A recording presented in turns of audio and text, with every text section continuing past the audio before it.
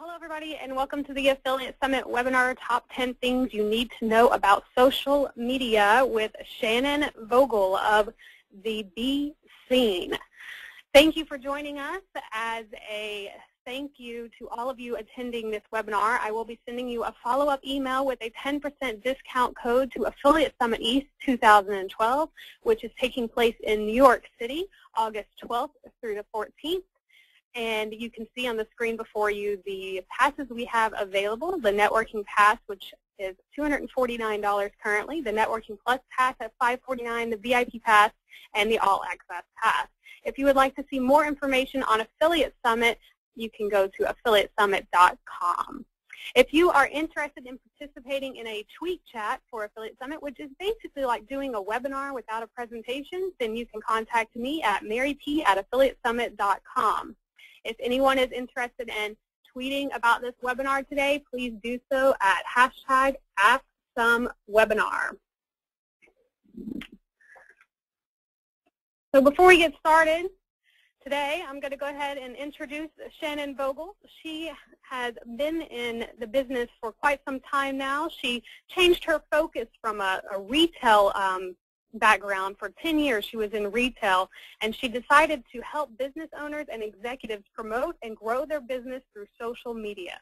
Her passion lies in education, helping businesses use social media to create conversations that lead to long-lasting relationships and customers as brand ambassadors and advocates, which is what drives the business. Shannon currently works with several different industries throughout the country, including consumer products, local brick-and-mortar businesses, and food and beverage companies, helping to strengthen their brand awareness as well as create and maintain a positive and productive online reputation. I'm going to pass this over to Shannon and let her get things started.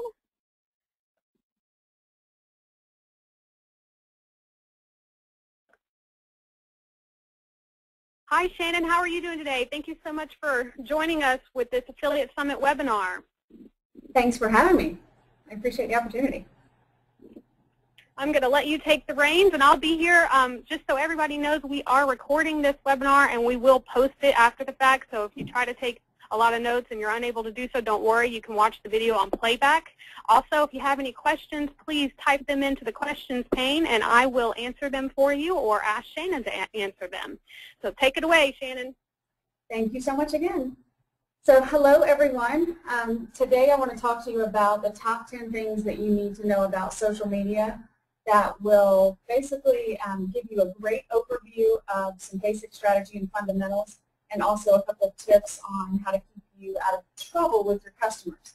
So you can expect some basic tips, how to stay out of trouble, and some more information about what your customers actually want. So whether you are a beginner or a veteran that could use some reminders, I think hopefully you'll find some good valuable information out of today. So the first point I want to cover with you that I think is the most important thing if you don't take away anything else from today, the primary focus of your social media efforts should be sharing and not selling. And I realize that this sounds counterintuitive to everything that you've ever learned in sales about closing the deal, because we've all been trained, how are you supposed to get the sale if you don't ask for it, right? So one of the biggest misconceptions about social media is that you should repost your ads on as many social sites as possible, and then all of a sudden people are going to start walking through the door or onto your website and start buying from you. The thing that you have to keep in mind is that people are absolutely exhausted with hearing everybody else's sales pitch. And social media is not a platform where people are expected to be sold, so it's really, really annoying when you're sales pitching to people that are using social media sites. Basically, everybody's sales pitch sounds the same at this point, so you have to find a way to set yourself apart and make a connection that's hopefully going to turn into a relationship through means other than selling. So if you think about that you have a small window to capture somebody's attention, you really don't want to waste your time with check out our low prices on our product, because nobody cares about what makes your sales pitch different from someone else's. It's all about starting a conversation that's going to turn into a relationship. So that leads us right into number 2. So number 2, social media is just as much about listening as it is talking and sharing about what you're posting. So don't always assume that you know what your audience wants, because that's actually going to change. So you need to spend as much time listening as you do talking. And there's a reason that we have 2 ears and 1 mouth. So when people are on social media sites, they're sharing what a lot of people think is useless information, and that's absolutely true. There are a lot of people talking about grilled cheese sandwiches and where they went to dinner and then just took out the trash and who went to the grocery store. Nobody cares. As a business owner, you don't care. But I want you to keep in mind that people use social media to vent, and they use social media to ask questions. So if you use these tools as a listening and monitoring device to see what people are complaining about, you can make sure that your business has a solution, or that you're adapting your business to keep yourself current. You can also keep an eye on what your competitors are doing, and make sure that you're doing it better. So you can listen to what your customers are saying and make sure that you have the product or style that they're looking for. You can listen to their complaints about other companies and make sure that not only are you not doing the things that they're complaining about, but you're doing better. And customers are changing, and they're more savvy than ever, so they're turning like sites to Facebook to ask their entire network a question. So just think about the opportunity that you have to listen about what current trends are, what people are happy about, and what people are unhappy about. Number 3 is only start to use social media sites if you plan to use them, because customers translate that into how you do your business. So if you put up a bunch of different social sites just for the sake of saying you're on YouTube, you're on Facebook, you're on Twitter, and they go to check you out on Twitter because they really want to connect with you, and they find the big goose egg and no content, then it looks like you just set it up and walked away and don't have any intention of servicing your customers because you're not attending this. So think about, just because they're free, that doesn't mean that you should set up a page everywhere and people are just going to walk through the door. Successful social media sites take a lot of time and a lot of manual labor, so only set up the pages that you plan to set up and manage and do well. Because when you set up a page and you don't do anything with it, it's kind of like publishing your phone number and then not answering the phone when it rings. And just to drive home that point a little bit more, it's better to have a presence on one social media site that is managed really, really well than to have multiple profiles on something with no content. But also keep in mind, the more sites you're on, the more visible you are. And the reason that you want to be on multiple sites is because not everybody on Facebook likes Twitter, not everybody on Twitter likes Facebook, and the people that love YouTube, they don't care about reading anything.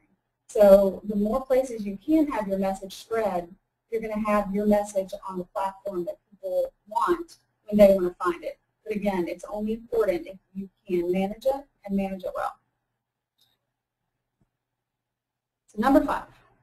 One of the goals of social media is to first create a conversation and then spend time maintaining those conversations to turn them into relationships. A big misconception I hear all the time is that if you post and post and post and post on social media sites, that you're eventually going to get somebody's attention and they're going to buy from you. Not so much. So if you think about this, if you're trying to connect with people that have never seen you, they've never met you, they've never been to your store or never been to your site, they have no idea how fabulous you are, they have no idea how much you care or how well you're going to treat them. So are you going to get them to spend money with you just by shouting your sale item of the week? You've got to put in the time nurturing the relationship, keeping yourself present to start these conversations. Does this pay off instantly? No. Does it pay off ever? Yes. That leads us to number 6. So number 6, always remember that you don't have to pitch or sell to keep yourself present in people's minds. You can ask questions. People are very simple and very basic, and they always love to talk about themselves. So if you ask someone a question about something that you're trying to decide how to change your business or a new product that you're thinking about offering or implementing, how flattered are they going to be when you ask them for their opinion and then you implement something based on that they're going to be a lot more loyal to you, and then the chances of them spreading the word to other people because they were involved in that process, that's going to be a win-win for you. You don't always have to talk about product. If you think about it, you just want to remind people that you're out there. You can be seen by talking about what's going on in the news, what's going on in the community. You can talk about changes in your site or your store. And what better way to show that you care about your customer than asking an opinion about something or showing and giving information that is not all about products that you sell. So if you think about when somebody is using a social media site, a consumer, chances are they're at home on the sofa with their laptop in their lap, feet on the coffee table, glass of wine in their hand, and they are reading all that information that business owners think happens to be useless, like who's eating a grocery sandwich. But at this point, you have the opportunity to get inside her world. So think about somebody's mindset when they are seeing who their friends have had a baby and who went out to dinner and the things that they actually care about. Your message needs to be gently inserted into that. And if that's a sales pitch, you're going to interrupt that nice flow of things that she's interested in that you've been reading by throwing in a sales pitch. So keep in mind and think about how your consumer is using it and how you can most appeal to them. Another way to keep yourself present, if you don't know what you want to say at a given point, you can go to another page and leave comments on somebody else's page. That is another way that you're still being seen, but you're not talking about something on your page. You're not talking about business again. You can always, always, always go to somebody else's page and pay them a compliment. If you see someone in your industry or a customer where you have an opportunity to say, hey, I saw you written up in that magazine. Congratulations, that was a great article. You're never going to get in trouble for being thoughtful, being kind, and being complimentary to someone else. But again, when you do that, you're being seen by all of the people in that community, which is ideal. And another example I have is if you've ever been on Facebook or Twitter or something and you have forgotten about somebody that you haven't talked to in a while, and they pop up and leave a comment, retweet something, whatever, they keep themselves present, and does it remind you, oh my gosh, I forgot to call them, or that's somebody that I can follow up with? They're keeping themselves present and reminding you that they're out there without picking up the phone and calling you saying, hey, why haven't you bought from me, or can I talk to you about a sales pitch? It just gives you another way to get your foot in the door.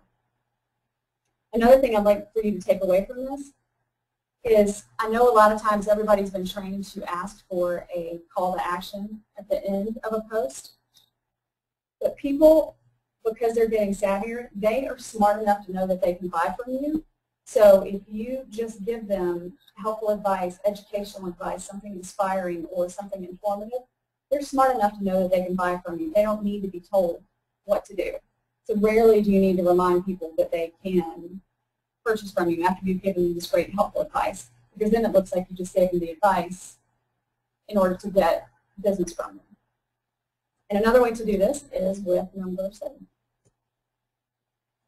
So one of the great things about social media is that you can set yourself apart as an authority in what you do. So the more content you post, the more you're going to look like an authority. The more content you post that is quality, I always recommend quality over quantity.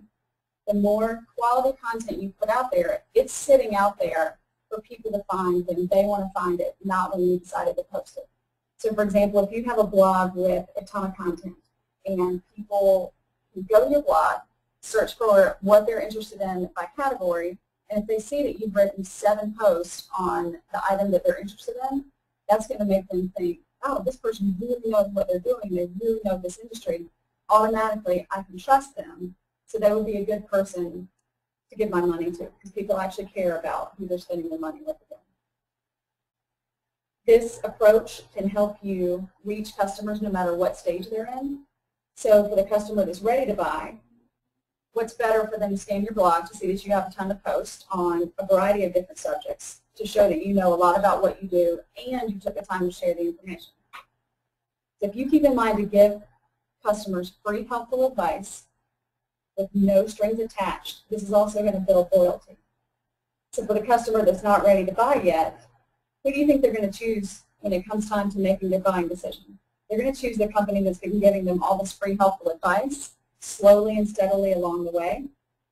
So if you can incorporate this into your whole overall campaign, the more content, the more good content you put out there, the more you're going to look like an authority in what you do.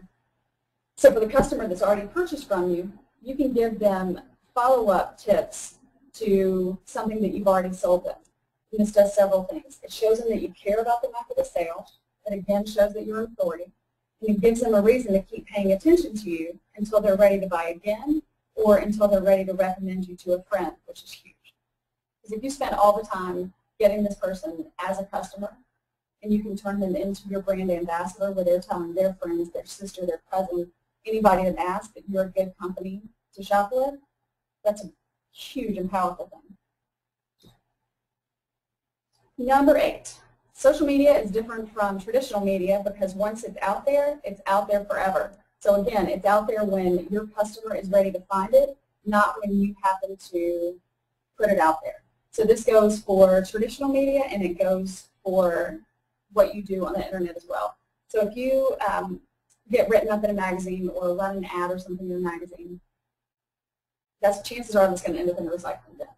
But something that you put out there is not only going to be out there for when the customer wants to find it, but it's going to be out there and easy for someone else to share to help one of their friends. So it's a great way to have all your information out there for people to find. So if you haven't started using social media yet, consider that your competition already has, and every day that goes by, they're building up their database of content that shows them as an authority in what you do. So if you have any objections to why you're not getting into social media, then that's the kind of thing that I would love for you to send me a follow-up email and say, these are my objections, help me overcome them because I want to get into the world of social media. So number 9. Number 9 sounds kind of corny, but you actually need to think about your goals and determine what your goals are. So are you looking for more traffic to your site? Are you looking for a larger online community base? Or are you looking to build relationships with existing customers? So everybody, and we all know the answer that everybody's looking for more sales, so that's a given. But other than that, if you're looking for more traffic to your website, then when you post free helpful advice, give free helpful advice with a link back to a specific page on your website to show them this is what I want to help you understand, and then here's more information should you choose to want to hear more information. If you want a larger online community base, one of the biggest values of that is the more people that you have in your community base, the more people you're talking to easily and automatically every time you post. So if you have tons and tons of people in your network, you put out a post, it's going to automatically go to all of those people, and then for the people that have their privacy settings open and set different ways, that's going to get into their friends' worlds as well. So I think that's a goal to put at the top of your priority list, because the more people you're talking to, the more word of mouth on steroids you're going to get. But if you are lucky enough to be in a position where you don't need customers because you are maxed out and you're not looking to grow, you can use social media to maintain the relationships and keep a strong relationship with people that have already decided to give you money. Because if you've already done all the work to get them to become a customer, then why not use these tools to keep them engaged so that when it's time to buy again, they choose you, or when it's time to refer you, they choose you. So number 10, this is running around all over the internet. It sounds a little bit corny, but if you stop and read it slowly, I think it's some pretty good advice. Keep it specific, which means stay on task and talk about things that are relevant, but they don't all have to be things about business. You can also still present yourself as a human and as a community-minded person, but keep it as specific as you can to what your industry is. Keep it measurable. Keep it attainable. Be realistic with your expectations, and timely. So in other words, be smart. And if you keep all of these things in mind and take away the most important thing from today, which is don't use these sites as selling tools, but use them as ways to connect with customers, have conversations, and have those conversations turn into relationships, you will do just fine, and you will be very, very successful if you just practice that little bit of advice, and if you just think about good karma. If you're nice to people, it's going to come back to you. If you give people helpful advice, it's going to come back to you. And with social media, it's not necessarily going to come back very quickly, because if you think about any relationship, it takes time to build a good relationship. So if you're married, you didn't walk up to your spouse on the first day and say, hey, I set up the site, I'm ready to go, let's get married. You actually had to go through the courting process, and you have to take him or her to dinner, and you have to do the flowers, and you have to keep the conversation going. And that's how you have a long-lasting relationship, and you want that long-lasting relationship with your customers. So those are the things that I get asked the most for the top 10 things that you need to know. But I'm also open to answering any questions you might have, specific or not specific, about what your social media situation is. Hi, Shannon. Great presentation. I have a few questions for you.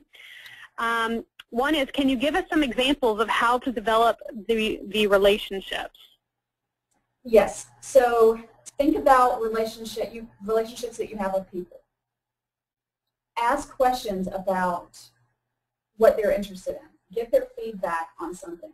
When you ask questions on any of your social sites, keep it to, and I'd like to call it a one brain cell question. If you ask people something that requires 2 brain cells that they think they might get judged on, they're not going to answer you. So it has to be something very simple and very basic. The other way that you can help start a relationship is if somebody, for example, retweets something, or if they give you a thumbs up on your Facebook page, take 2 seconds to say thank you and call them by name, because nobody else is taking the time to thank somebody for the 2 seconds that they gave you, the acknowledgement that they gave you that they liked what you had to say. So if you say thank you, that's the start. But if you also said thank you, you know, I'd love to help you with some more things, or if you have any other questions, I'd love to answer some more. Just be helpful, helpful, helpful when it comes to asking questions, and that's a great way to get your foot in the door and get started. And then another way to start a relationship is go to search.twitter.com.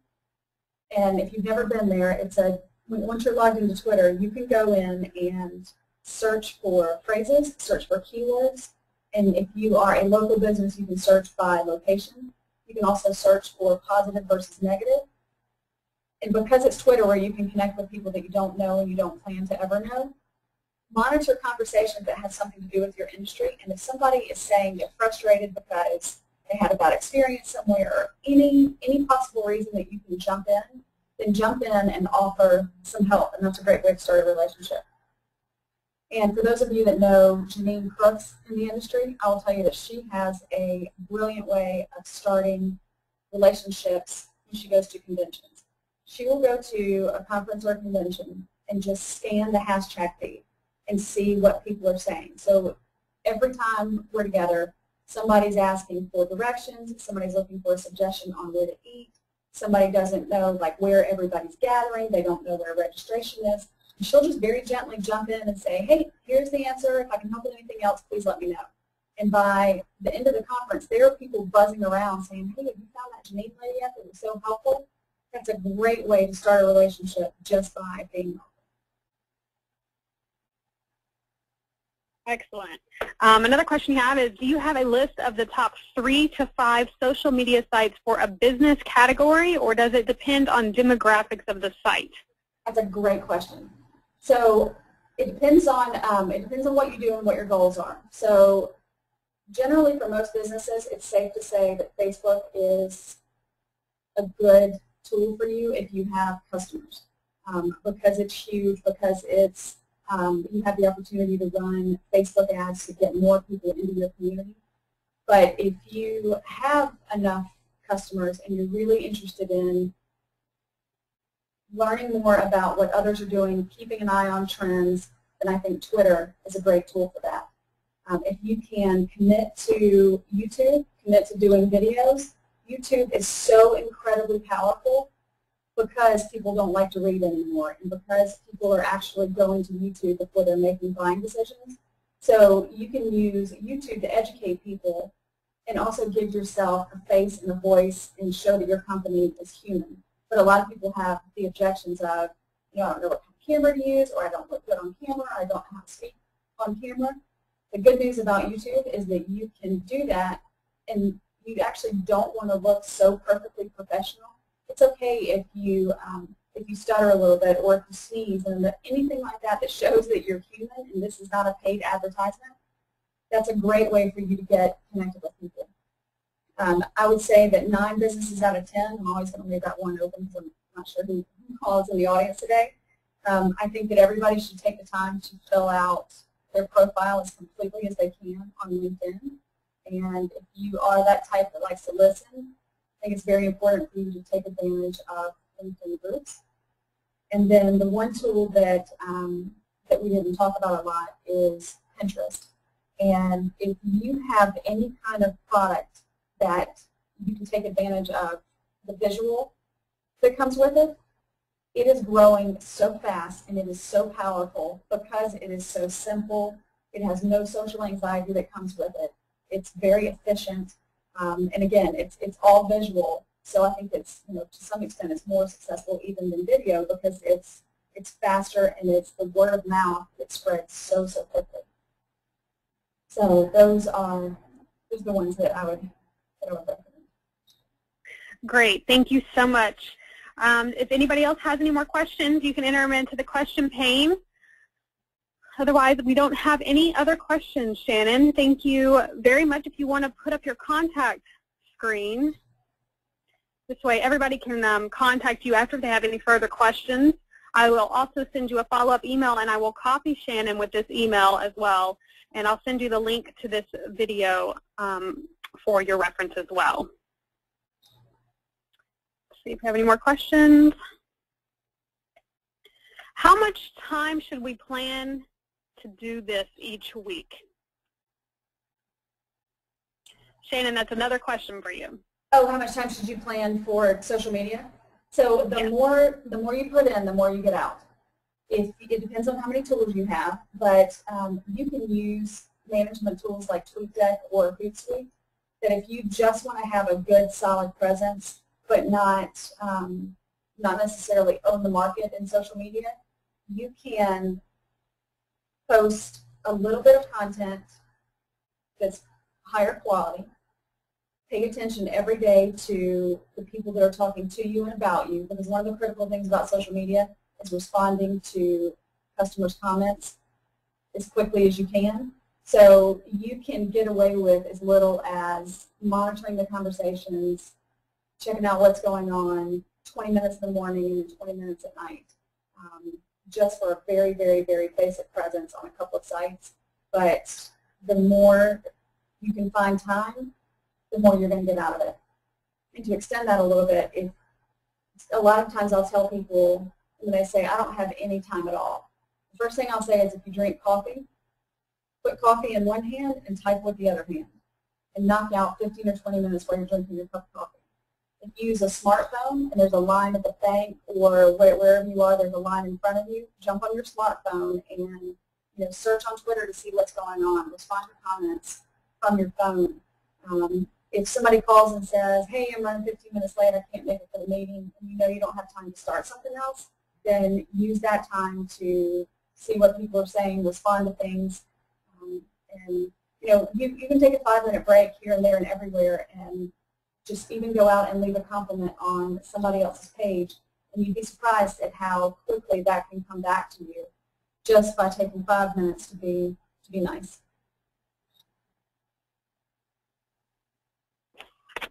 Great. One more question here. How do you start a relationship when you have a boring topic like insurance? So insurance is actually a great topic, and it might sound boring, but it's something that a lot of people don't understand and don't have questions because it's not something that you do every day. So I would encourage you to start the relationship by going out and answering questions. Get on forums, get on LinkedIn groups, get on Twitter, and find people that are confused about insurance and help them understand and demystify the whole insurance industry. Because I know that, for example, personally, I would love some short, easy informational advice about how to pick the right insurance company, or what to look out for, or I wish somebody had told me that for my car insurance I could have paid $50 more to get a protection for my broken windshield instead of having to pay my deductible. Just little hints and tips and things that you know that it's funny, you can actually back up to the most basic information and knowledge that you think, oh, well, everybody has to know that. Everybody doesn't know that. So you can actually back up to just the most simple information and share those hints and tips with people. And when they say thank you, you write back, is there anything else I can help you with? Don't hesitate to ask if I can answer any more questions for you. And that's a great way to start a relationship.